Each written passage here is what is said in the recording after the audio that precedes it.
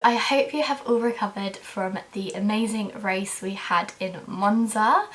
I'm still trying to get over it, but oh, it was amazing. So I today want to talk about one of the main stories coming from Monza, and that is in fact a reverse grid. Now, the idea of reverse grids within F1 have been floating around for some time, but they've never really gone through with it.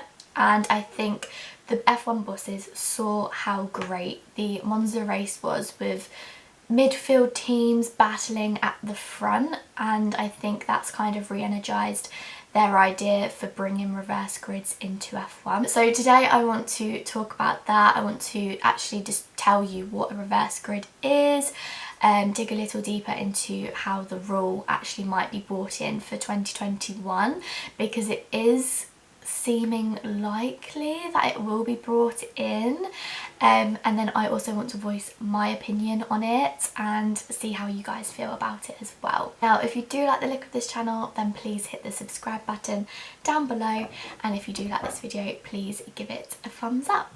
But don't dislike this video if you are against reverse grids, because that's not very nice. Just give this video a like.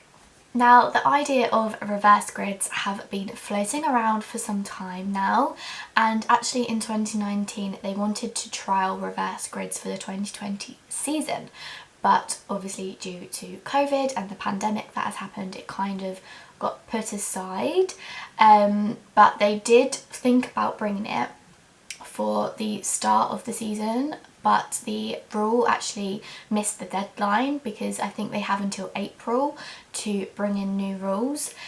So they actually missed the deadline to do it for this season.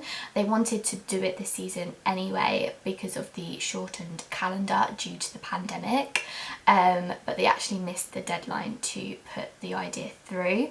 But we also had Mercedes, who were the main team who were against the reverse grids, and I am going to talk a little bit about Mercedes and how they feel about it in a while. So in 2019 they actually wanted to trial the reverse grid idea for some races for the 2020 season at the French Grand Prix, Belgian Grand Prix and Russian Grand Prix, but obviously due to what's happened it just didn't happen. But the idea of reverse grids have been intensified because of how and what's happened at Monza.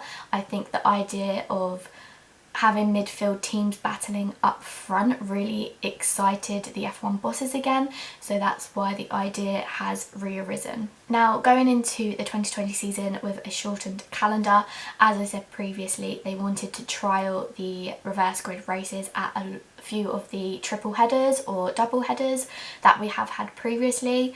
They wanted to try it at the Austrian Grand Prix and Silverstone Grand Prix, where we had the back-to-back races early on in the season, just to make it a bit different from the previous weekend.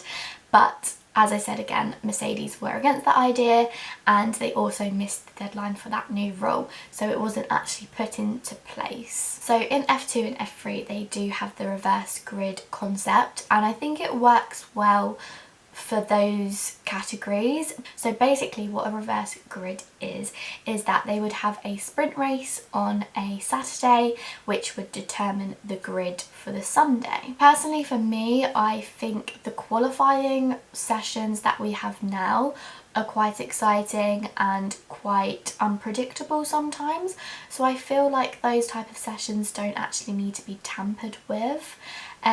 We don't see that kind of concept in the smaller categories like F3 and F2, so I think that's why they have the concept of the sprint race. But personally for me, I don't think that needs to be brought in for F1. I think it works perfectly well how it is now, and I totally understand that people are obviously bored of seeing the same top teams up the front battling, but for me personally, Formula 1 is the complete pinnacle of the sport. Personally, I don't think a team should be penalised for a messed up grid, because you could go to some tracks and it's so hard to overtake that it could really mess up their championship, and I think smaller teams would benefit from having that type of concept, like the Williams or the Haas. And personally for me, if a bigger team is getting penalised, I don't think that's fair, in my personal opinion. That's why I kind of can't get on board with the idea of a reverse grid. So the idea for 2020 was looking possible, especially with the smaller season that we have had, but the main team who were against this idea was actually Mercedes, and they also said that they feel their team would be the one penalised, with the smaller teams benefiting from the sprint race, which I completely agree with. Why should a big team be penalised for that? You know, you're spending so much money building a great car, and to have that taken away from you and getting stuck behind traffic, it's not fair in my opinion, and I completely agree with Mercedes. Now for 2021, it is slightly looking possible that this concept might come in, just because how they vote for new rules is changing. The FIA governing body is changing. So there's going to be 30 members from F1. All the top teams, the 10 teams, will now be able to vote. At the moment, I think it's only 6 teams who can vote. I think it's Mercedes, Ferrari, Red Bull, McLaren, Williams, well maybe it's 5 who can just vote now. But for 2021, all the top 10 teams will be able to vote when it comes to new rule changes. So when it comes to new rule changes, now only half of the grid need to agree to those changes. So when it came to a reverse grid order, Mercedes would basically be powerless when it comes to voting, because I know a lot of the other teams were kind of for it, which, you know, is kind of understandable when they're battling midfield week in, week out. So it is kind of looking possible for 2021. I also think the idea for them wanting to bring it in for 2021 is because obviously the new rules and regulations have been pushed back now to 2022.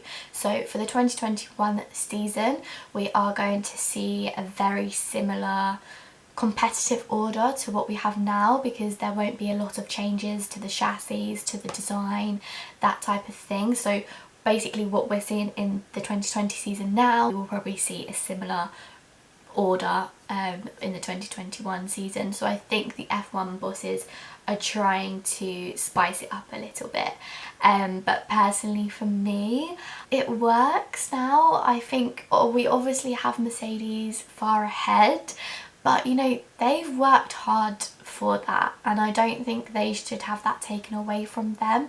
I think the battle within midfield this season is great, and it would be spicy if, you know, it was a bit mixed up, but I think the midfield battle we have now is great, and I don't think that should be tarnished by having a reverse grid. You know, the midfield, we can't call it week in, week out, and I think that's exciting on its own. So I don't think the concept needs to be changed. Also for me, I really like the concept of qualifying now, the top 10 shootout, having Q1, Q2, Q3, all of that. I think that is quite exciting, especially when you get to Q2 and Q3. You can never really call it because you always get a surprise thrown in there, and I think that concept is really exciting. And I remember a few years ago they tried to change it with like a time limit or something. They only brought it in for a few races, but it just didn't work. And I think if it works now, don't change it, because if it works, it's great, so leave it alone. So personally for me, I do love the qualifier now. We are also getting a budget cap very soon, and I personally think that is as well going to make it exciting. If you think, again, like I'm saying, the midfield teams are so close now without the budget cap, just think how it's going to be when we do have that budget cap. I think it's going to bring the teams so much tighter, so much closer together. That is going to make it exciting in the midfield, and it is now. So I think, we've also got that to look forward to as well. So personally, I just don't think we need the reverse grid. I think it's a pointless concept for Formula One that we just don't need. I have seen a few people say, oh, we could trial it, bring it in, and I probably would be happy to watch a trial for it just to see how the concept would play out, because you never know, it could work. But personally for me, I think if it works now, don't change it. You know, they've tried to do a few changes over the last few years and it just doesn't work. So personally, I don't see the reverse grid working. So I feel like that was a bit of a rambled video, just trying to explain what a reverse grid is, what is actually happening at the moment, my own personal opinion. But I'd love to hear how you guys feel about a reverse grid. It's quite a mixed opinion from what I have been hearing. I think some people obviously want to see how it would go if they trialled it.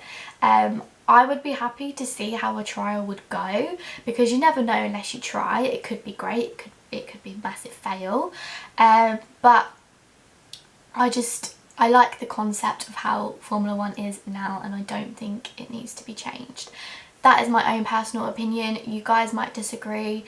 It is a very touchy subject. People have different opinions.